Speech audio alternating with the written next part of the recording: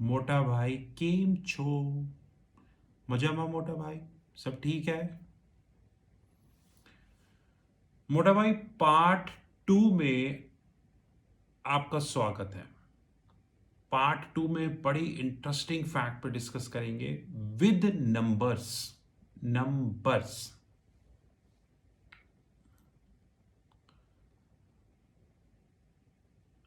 मोटा भाई आज से कुछ साल पहले जब वेंचर कैपिटलिस्ट ने इंडिया में लॉस मेकिंग कंपनीज को पैसा देना शुरू किया था, तो मुझे लगता था कि ये कंपनीज, वेंचर कैपिटलिस्ट कंपनीज सट्टेबाजी का काम कर रही है। सट्टेबाजी तो आपको पता है क्या होती है। सट्टेबाजी मतलब कि कभी ये कंपनीज प्रॉफिट में आएंगी। धीरे धीरे वक्त चलता गया, वक्त चलता गया और इन कंपनीज ने अपने आप को बहुत ज्यादा एक्सपेंड कर लिया।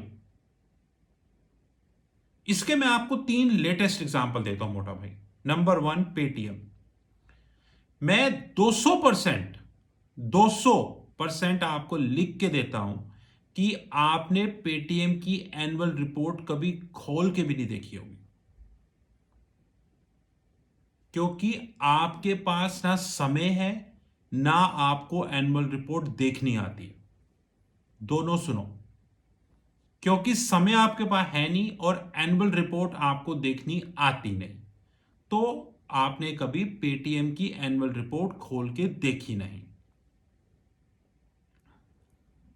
अब मोरल ऑफ द स्टोरी क्या है मोटा भाई?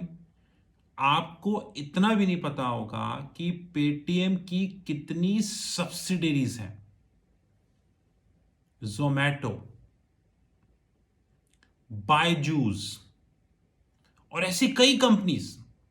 सिर्फ एक चीज समझिए मोटा भाई, सब्सिडरी क्या होती है। एक कंपनी ने इंडिया में बिजनेस शुरू किया और वो इंडिया में कभी प्रॉफिट में नहीं आई। धीरे धीरे उसने अपनी सब्सिडरीज पूरी दुनिया में खोल ली और वो वहां पे भी प्रॉफिट में नहीं आई, लेकिन वो सब्सिडरीज बढ़ती चली गई। 1, 2, 3, 4 बढ़ती चली गई। इंडिया के कितने ऐसे लॉस मेकिंग स्टार्टअप्स हैं मोटा भाई? कितने ऐसे लॉस मेकिंग स्टार्टअप्स हैं जिनकी किताबों में 30 से ज्यादा सब्सिडरीज है? 30। मैं तो आज ये सोच के हैरान होता हूं कि स्टीव जॉब जो हैं वो अपने कान पे ऐसे हाथ लगा लेते कि ये खुल कैसे गई। क्योंकि एक लॉस मेकिंग कंपनी अगर सब्सिडरीज खोलती हैं तो उनको अप्रूवल लेना पड़ता है। वो अप्रूवल कैसे मिल गया? पहला तो क्वेश्चन यही है। दूसरा, उन सब्सिडरीज को फंड कौन कर रहा है? कौन उनको फंड कर रहा है?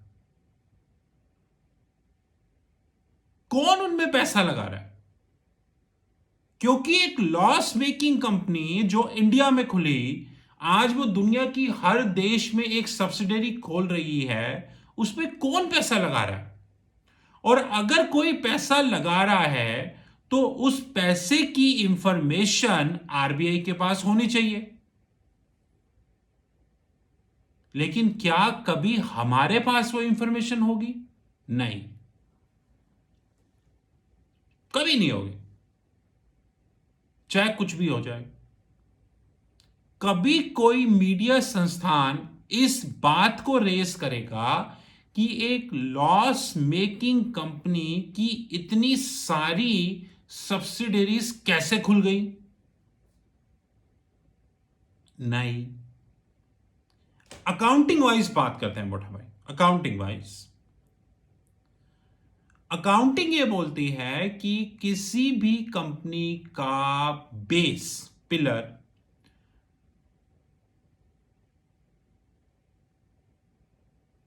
प्रॉफिट होता है और बिल्कुल सही बोलती है, क्योंकि जो अकाउंटिंग के फादर थे, कम से कम वो पेटीएम के विजय शेखर शर्मा जैसे नहीं थे।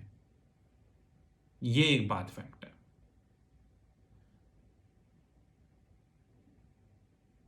आज अगर हम दुनिया की ऊपर की 5 कंपनीज को देखें, Google, Microsoft, Apple, Amazon, Saudi Aramco, Exxon Mobil और ऐसी जैसी कई कंपनीज को देखें, ये ना ही सिर्फ प्रॉफिटेबल है, बल्कि इतना कैश अपनी बुक्स में रखी हुई हैं कि उसको देख के आदमी को जेलसी हो जाती है कि यार ये कैश का करेंगे क्या। जैसे कि एप्पल की बात करते हैं, एप्पल की किताबों में आज $250 बिलियन का कैश है कंसोलिडेटेड लेवल पे। और ये देख के मैं हमेशा जेलस हो जाता हूं कि यार ये इतने कैश का कर क्या रहे हैं। इसको तो बहुत अच्छे तरीके से इन्वेस्ट किया जा सकता है, क्योंकि मेरा तो खुद का हेज फंड है, तो मुझे तो ये सारी चीजें पता है। लेकिन ठीक है, एप्पल की अपनी पॉलिसी है, तो मुझे कोई दिक्कत नहीं। मैं तो बल्कि बहुत खुश हूं कि स्टीव जॉब्स ने एक ऐसी कंपनी बनाई जो आज 250 बिलियन के कैश पे खड़ी है। और पेटीएम, जोमेटो, पॉलिसी बाजार, बायजूस, उबर, ओला, स्विगी और ऐसे जैसे बहुत सारे, तुर्रम खान ने ऐसी कंपनी बनाई जो लॉस पे खड़ी है। तो मोटा भाई, हर साल जब हम लॉस लेते रहते हैं, जैसे पहले साल आपने लॉस लिया ₹5, दूसरे साल आपने लॉस लिया ₹2, तो दूसरे साल लॉस ₹2 नहीं है मोटा भाई, पिछले साल का भी कैलकुलेट करो। दूसरे साल का लॉस है ₹7, तीसरे साल का लॉस होया ₹10, तो तीसरे साल का लॉस हो गया ₹17। 5 पहले साल का, 2 दूसरे साल का, 10 तीसरे साल का। तो जैसे जैसे आप आगे बढ़ते जाओगे, वैसे वैसे पुराना लॉस एक्यूमुलेट होता जाएगा। इसे अकाउंटिंग की भाषा में बोलते हैं रिटेन्ड अर्निंग्स। रिटेन्ड अर्निंग्स, इसका हिंदी में मतलब होता है कि कंपनी जो पैसा कमाती है, मतलब मान लो आपने ₹100 का इनवॉइस रेज किया, एज्यूमिंग उसमें आपका प्रॉफिट था ₹10, सब खर्चे मिला के, ₹10। उस ₹10 में वो ₹10 आपके कैपिटल में ऐड हो गए, क्योंकि वो आपका प्रॉफिट है, आपके कैपिटल में ऐड हो गए, और वो आपकी कैपिटल को बढ़ाते जा रहे हैं, बढ़ाते जा रहे हैं, बढ़ाते जा रहे हैं। जितनी ज्यादा रिटेन्ड अर्निंग्स होंगी, वो उस कंपनी की एक पॉजिटिविटी दिखाता है। जैसे अगर आप अमेजोन का एनुअल रिपोर्ट देखें, अमेजोन का, और आप एप्पल का एनुअल रिपोर्ट देखें, या फिर माइक्रोसॉफ्ट का एनुअल रिपोर्ट देखें, तो आपको उनकी किताबों में रिटेन्ड अर्निंग्स एक बड़ा अमाउंट दिखेगा। दिखना ही चाहिए, क्योंकि हर साल वो प्रॉफिटेबल है। जब वो हर साल प्रॉफिटेबल है, तो वो अपने प्रॉफिट्स को ऐड करते जा रहे हैं और उनकी कैपिटल बढ़ती जा रही है। इससे एक कंसेप्ट जनरेट होता है मोटा भाई, और उस कंसेप्ट का नाम होता है गोइंग कंसर्न कंसेप्ट। अब ये क्या होता है? बड़ी अच्छी चीज है। गोइंग कंसर्न कंसेप्ट होता है कि अगर आपकी हर साल आपको लॉस हो रहा है, तो आप लॉन्ग टर्म में सस्टेन नहीं कर सकते, चाहे आपको कोई वेंचर कैपिटलिस्ट फंड भी कर रहा हो, क्योंकि ऑडिटर्स की ये ड्यूटी बनती है कि इन्वेस्टर्स को, पब्लिक को ये बताना कि इस कंपनी की रिटेन्ड अर्निंग्स नेगेटिव हैं और वो नेगेटिव बढ़ती जा रही हैं। अब जैसे मैं आपको एक एग्जांपल देता हूं, जब पेटीएम लिस्ट हुई, तो पेटीएम की रिटेन अर्निंग्स 12,500 करोड़ थी, नेगेटिव 12,500 करोड़। पिछले 3 क्वार्टर में पेटीएम ने लॉस रिपोर्ट किया और ये लॉस नियर अबाउट 1600 करोड़ का है। नियर अबाउट आप कह सकते हो 1600 करोड़ का। अब 12,500 प्लस 1600 आप अपने आप हिसाब लगा लो। क्या पेटीएम के ऑडिटर ने कभी भी पब्लिक डोमेन में आकर, क्या विजय शेखर शर्मा ने कभी भी पब्लिक डोमेन में आकर, क्या किसी रेगुलेटर ने आज तक पब्लिक डोमेन में आकर यह बताया कि इनकी रिटेन अर्निंग्स नेगेटिव है? इसको हमारी टेक्निकल भाषा में बोलते हैं मोटा भाई capital wipe out. Capital wipe out. चाहे वेंचर कैपिटलिस्ट आपको फंड कर रहे हैं और वो आपको भी पता है कि क्यों फंड कर रहे हैं, अभी मैं आ रहा हूं नंबर्स पे अगले पार्ट में, इसके बावजूद रिटेन्ड अर्निंग्स नेगेटिव है। इसका मतलब कि कहानी में एक मेजर गड़बड़ है, लेकिन वो तो हमें पता ही नहीं। कैसे पता हो? क्योंकि हम तो इंटरेस्टेड ही नहीं है पता करने में। जब हम खुद ही इंटरेस्टेड नहीं है तो हमें पता कैसे होगी? कॉमन सी बात है। क्या कभी किसी ने आपको बताया? नहीं बताया। इसके बावजूद ओयो और दिल्ली वेरी जैसी लॉस मेकिंग कंपनीज को, ओयो और दिल्ली वेरी जैसी लॉस मेकिंग कंपनीज को अप्रूवल मिल गया आईपीओ का। और आपको जान के बेहद खुशी होगी कि आप एक बार गूगल पे ओयो को चेक कर लो तो आपको पता चल जाएगा कि ओयो की अचीवमेंट क्या क्या है। आपको पता चल जाएगा।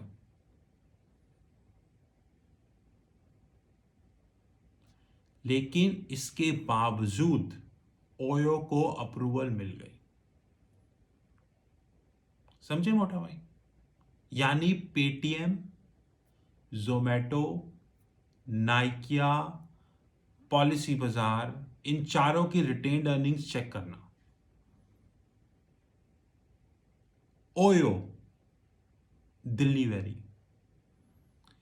एक रिपोर्ट के हिसाब से ओयो और दिल्ली वेरी, मोबीक्विक उसको भी अप्रूवल मिल गई है। ओयो और दिल्ली वेरी अपने आईपीओ को डिले कर रहे हैं क्योंकि उनको ऐसा लगता है कि करंट मार्केट अभी सुटेबल नहीं है। मोटा भाई एक बात बताओ, अगर आपके प्रोडक्ट में दम है, अगर आपके प्रोडक्ट में, अगर आपकी कंपनी में दम है तो आईपीओ डिले करने का क्या मतलब है? कोई मतलब नहीं। क्योंकि जिसकी कंपनी में दम होता है वो आईपीओ कभी डिले नहीं करता। एप्पल का फोन देखो, एप्पल का फोन अपना प्राइस खुद तय करता है।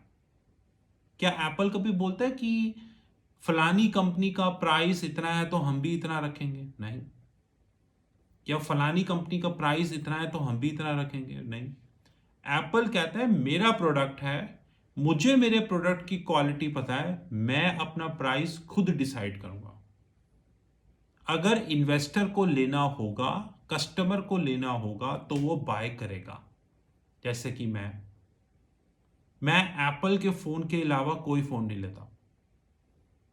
मुझे पता है कि एप्पल के फोन से 50% सस्ते फोन मार्केट में मिलते हैं, लेकिन मैं फिर भी नहीं लेता। लूंगा तो एप्पल का लूंगा, क्वालिटी।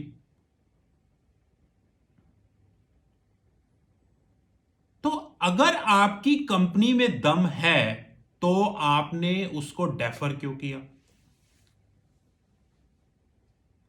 लेकिन मैं आपको एक बार बता दूं मोटा भाई, ओयो और दिल्ली वैली का आईपीओ आएगा, इन्वेस्टर उसमें पैसा लगाएगा और उसको फिर से चूना लगेगा और मीडिया को अपना हिस्सा मिल जाएगा।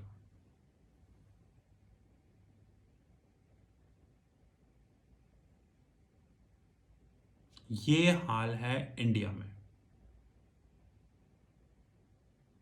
अब ये समझने वाली बात है।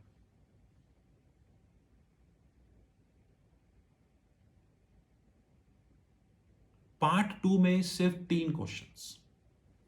क्या इन कंपनीज जिनका आईपीओ अप्रूवल मिला और वो कंपनीज जिनका आईपीओ अप्रूवल नहीं मिला, जैसे कि दोनों मिला के पेटीएम, स्विगी, जोमैटो, पॉलिसी बाजार, बायजूस,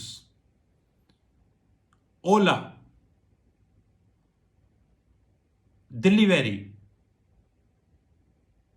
ओयो और ऐसी कई कंपनीज, क्या इन सब का रिटेन्ड अर्निंग्स पब्लिक स्पेस में है? नहीं होगा, क्योंकि जिस दिन इनका रिटेन्ड अर्निंग्स पब्लिक स्पेस में आ गया, उस दिन सबसे पहला क्वेश्चन ये उठेगा कि अगर इनकी रिटेन्ड अर्निंग्स नेगेटिव थी तो ऑडिटर ने बताया क्यों नहीं?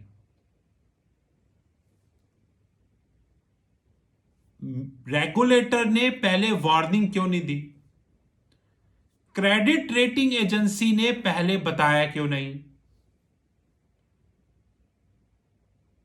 लेकिन ये कभी भी पब्लिक नहीं होंगी। यहां तक कि पेटीएम, जोमैटो, पॉलिसी बाजार और नाइकिया, ये जो 4 कंपनी अब लिस्ट हो चुकी हैं, इनकी रिटेन अर्निंग्स भी कभी पब्लिक नहीं होंगी और कभी इनमें किसी तरीके का डिस्कशन नहीं होगा। और मोटा भाई, सबसे खुशी की बात यह है कि आपको खुद भी नहीं पता है कि यह होता क्या है। आप टीवी देखते हो और टीवी पे बाय कर लेते हो। मेरे पास कई ऐसे स्क्रीनशॉट्स हैं जहां पे टीवी पे लोग बोल रहे हैं पेटीएम खरीद लो।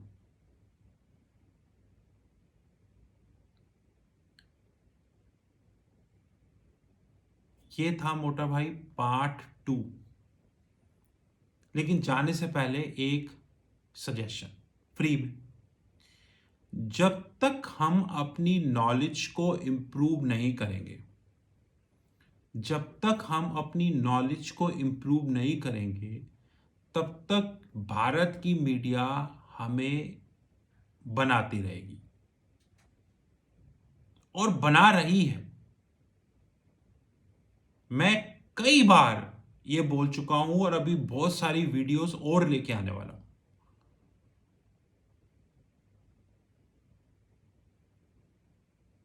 कभी सोचिएगा कि अगर हमने इतना एफर्ट अपनी नॉलेज पे लगाया होता तो आज हम कहां होते, और हमने इतना एफर्ट हिंदी मीडिया पे लगाया तो हम कहां पहुंच गए। कभी सोचिएगा। लेकिन हमें सोचना कभी नहीं। हम फिर टीवी खोलेंगे, एक पेड स्पीकर आएगा, उसकी बात सुनेंगे और जैसे वो कहेगा वैसे ही करते रहेंगे। मोटा भाई, ये था पार्ट 2 ऑफ द वीडियो।